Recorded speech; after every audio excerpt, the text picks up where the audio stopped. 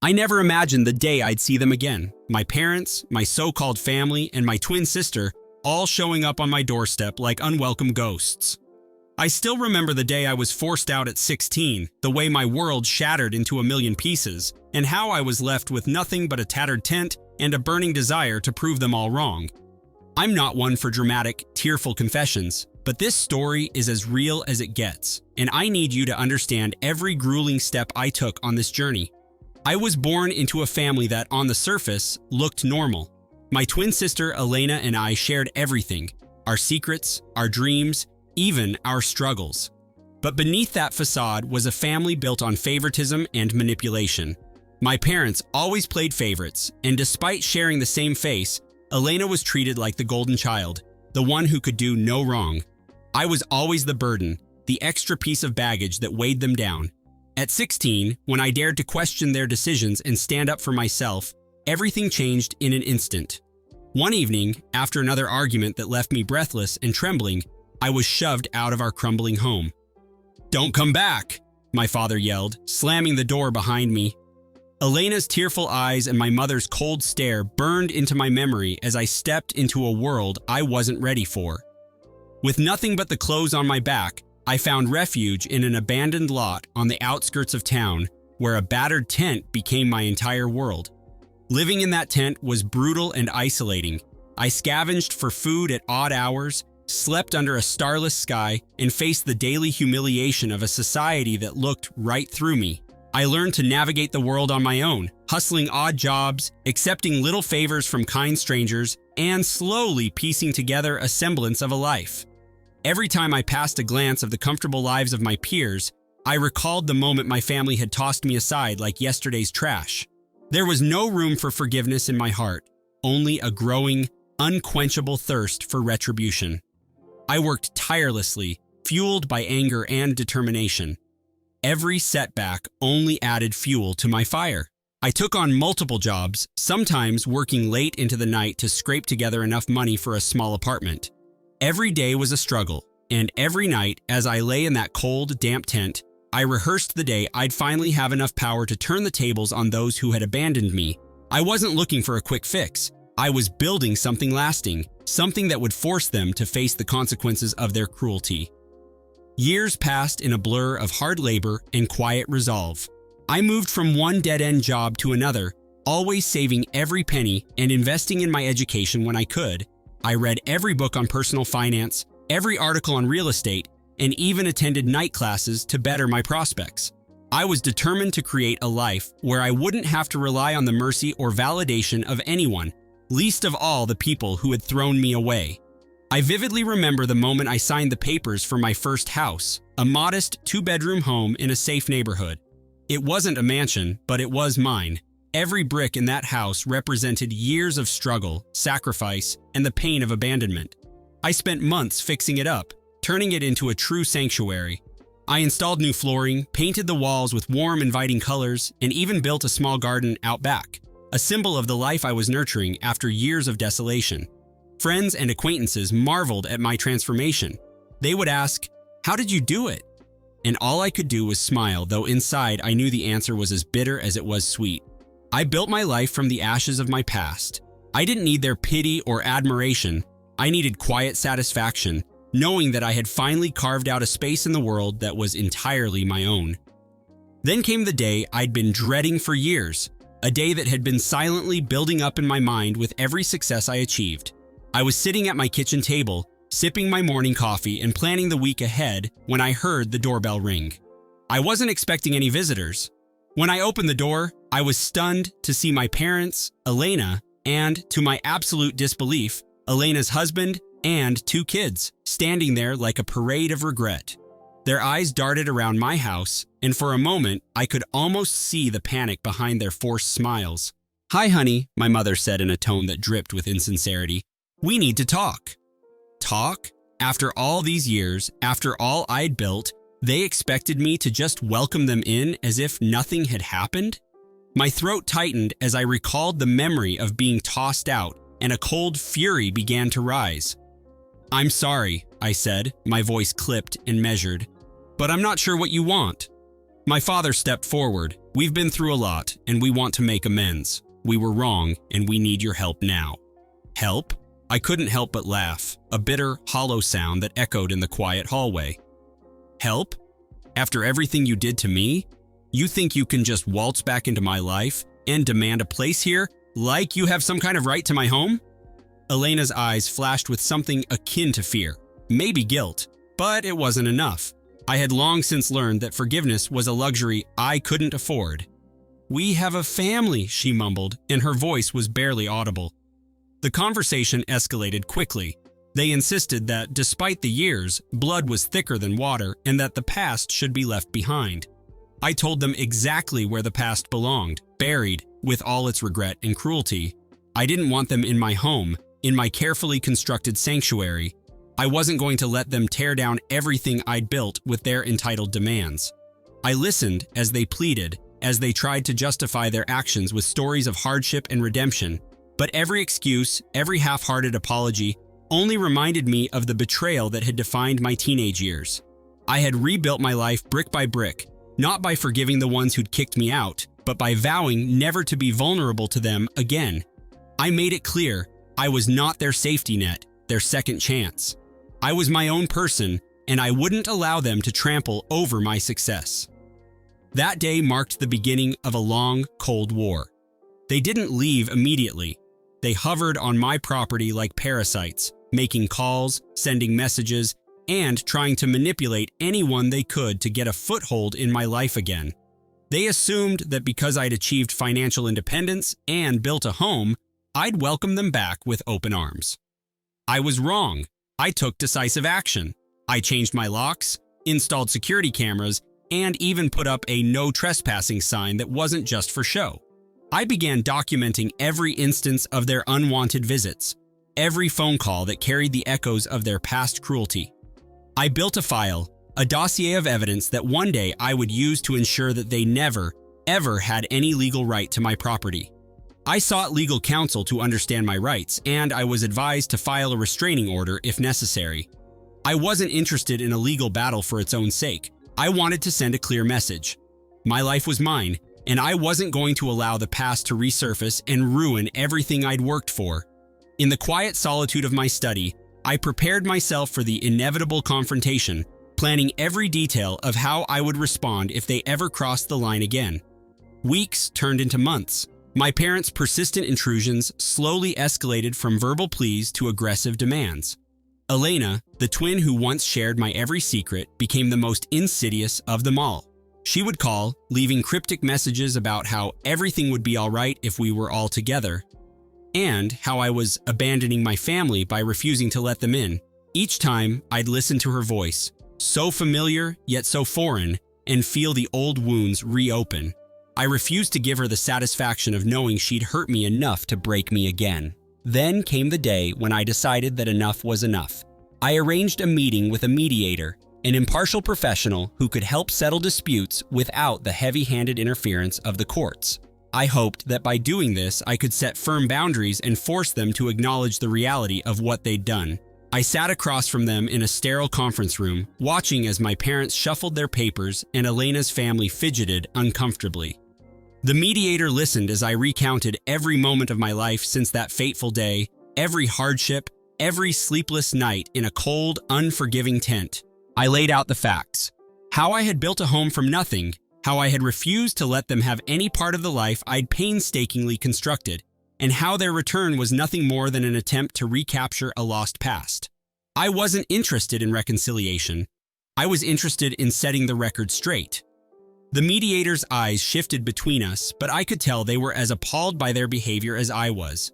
By the end of the meeting, a clear agreement was reached. They would have no further claim to my property, and any further attempts at intrusion would be met with immediate legal action. I returned home that day feeling a sense of vindication I hadn't felt in years. I knew that this wasn't the end of the conflict, but it was a turning point. I had stood up for myself in a way that they would never forget. Every step I took from that day on was measured and deliberate, a life built on resilience, on the refusal to be defined by their mistakes. I started to receive messages from old friends and even strangers on Reddit who had followed my journey. They sent words of encouragement, of awe at how I'd turned a dire situation into a triumphant comeback. It was surreal reading posts and comments that recounted their own battles with family betrayal. Their support, though bittersweet, reaffirmed my decision never to look back. I wasn't interested in rewriting the past. I was too busy building a future where I was in control. Yet, just when I thought I had laid the ghosts of my past to rest, the familiar knock at the door echoed once more. One chilly afternoon, as I was rearranging the furniture in my living room, I heard the doorbell ring. My pulse quickened as I walked to the door, already bracing myself for another confrontation. This time, however, the sight that greeted me was even more infuriating than before. There they were, standing on my doorstep with an air of entitlement that made my blood boil. My parents, my twin sister, and her family, once again, uninvited. Their expressions ranged from feigned remorse to barely concealed arrogance. Elena's eyes darted around the room as if searching for a loophole in my carefully constructed defenses. My parents tried to put on a friendly smile, one that didn't quite reach their eyes. "We've come to discuss a new living arrangement," my father announced, his voice unnervingly calm. I didn't invite them in. I simply closed the door, leaving them standing in the cold hallway. Their plan unraveled before it even had a chance to take shape. I immediately recorded the encounter on my phone, every word, every gesture captured as evidence. This wasn't just about protecting my home, it was about making it abundantly clear that I would never allow them to trample over my success again. That night, I sat down at my desk and drafted a response. I composed a message that was direct and unequivocal, outlining the legal boundaries they had already breached and reiterating that I would not tolerate any further attempts at intrusion. I sent it off, knowing that this was the final straw. I wasn't interested in bargaining or negotiating with those who had destroyed my childhood. If they wanted to fight, then they would see a side of me that they'd never encountered before, a side that was not willing to forgive, not willing to forget, and certainly not willing to compromise. The following days were a blur of legal consultations and fortifying my home's security even further. I received cease and desist letters, warning them that any further contact would be met with the full force of the law. I knew that they were rattled, and that realization gave me a measure of satisfaction. I wasn't seeking petty revenge or a dramatic showdown. I simply wanted them to understand that my life was no longer theirs to control, that every attempt to reclaim me would be met with an unwavering force. In the end, my parents and Elena were forced to retreat. Their relentless demands, their desperate pleas for acceptance, only served to highlight their own weaknesses. They never did manage to move in, and slowly, as word spread of the legal boundaries I had set, they ceased their attempts altogether. I continued to live my life quietly, never once letting my guard down. I attended community events, invested in local businesses, and even mentored young people who found themselves in situations not unlike my own past. Looking back now, I can see how every hardship, every moment of isolation in that cold, dark tent was a necessary step in my journey toward independence. I had been betrayed by those who were supposed to love me, and I had never forgiven them. Not because I was incapable of forgiveness, but because I knew that forgiveness, in this case, would be nothing more than a concession to weakness. Instead, I chose to embrace my pain and channel it into building something stronger, a life that was unassailable, built on hard work and an unyielding resolve. I share my story not out of a need for pity or validation, but as a reminder that even in the face of profound betrayal, it's possible to reclaim control of your destiny. I did not choose to be a victim, and I refuse to let anyone remind me of the past. My house, my life, is a fortress built on the ruins of their cruelty, and every day I wake up with the knowledge that I am exactly where I deserve to be, free, in control, and unburdened by the ghosts of my former life. For anyone out there who has been abandoned, betrayed, or forced to pick up the pieces of a shattered life, know that the power to rebuild is within you. The road is long and often lonely, but every step forward is a victory over those who would see you fail. I never looked back, and I never will. And as for my family, they remain a painful reminder of what I endured, and a testament to the strength it takes to rise above a past that was never meant to define me. I stand here today not out of vengeance for vengeance's sake, but as a living example that no matter how dark your past, you can forge a future that shines with your own resolve. The bitter taste of betrayal will always linger, but it is that same bitterness that drove me to create something better, a life where I am the master of my own fate. And if any of you ever find yourselves at the mercy of those who once cast you aside, remember this. You are stronger than the sum of their neglect, and you have the power to build something beautiful from the wreckage of your past. This is not a tale of dramatic romance or tearful reunions. It is a story of survival, of hard-earned triumph, and of the relentless pursuit of a life defined by your own terms. I never needed their forgiveness, and I never will. In reclaiming my life, I reclaimed the very essence of who I am, and that is a victory that no one, not even family, can ever take away. I hope my journey inspires anyone feeling trapped by their past to keep fighting. No matter how cold the nights or how dark the days, there is a dawn waiting for you on the other side of despair. And when that dawn comes, let it be a testament to the indomitable spirit within you, a spirit that refuses to be broken, a spirit that knows no forgiveness for those who once cast it aside. Today, I live in a house that stands as a monument to every obstacle I overcame. Every nail hammered into its walls, every brushstroke on its faded floors is a reminder of the path I forged alone. And as I sit here, looking out the window at a life built with nothing but sheer determination and the refusal to accept defeat, I know that I have finally found peace. Not peace in the sense of forgetting the past, but in the unwavering resolve that I chose to rise above it. An unyielding testament to the truth that sometimes the greatest revenge is simply living well. I am not bitter, I am not resentful, I am simply proud of what I've accomplished. My parents and Elena may never understand the sacrifices it took to build this life, but that's not my problem anymore. Their memory serves as a constant reminder of what I have overcome, and it fuels my commitment to never let anyone dictate my worth again. My story is one of triumph over betrayal, of strength born from isolation, and of the unbreakable will to reclaim one's destiny. And if that is the legacy I leave behind, then I have truly succeeded. Every day I wake up, I remind myself that I am the product of every hardship I endured, every sleepless night spent under a threadbare tent, and every moment of anger that forged my resolve. I stand as living proof that even when life seems determined to break you, there is a power within you that is unassailable. I built my home from the remnants of a shattered past, and in doing so, I built a future that they could never, ever take from me. So here I am, an unrepentant survivor, a man who faced the cruelty of betrayal head-on and emerged victorious. My family may have tried to reclaim their place in my life with demands and empty apologies, but I have already long since taken back what was rightfully mine.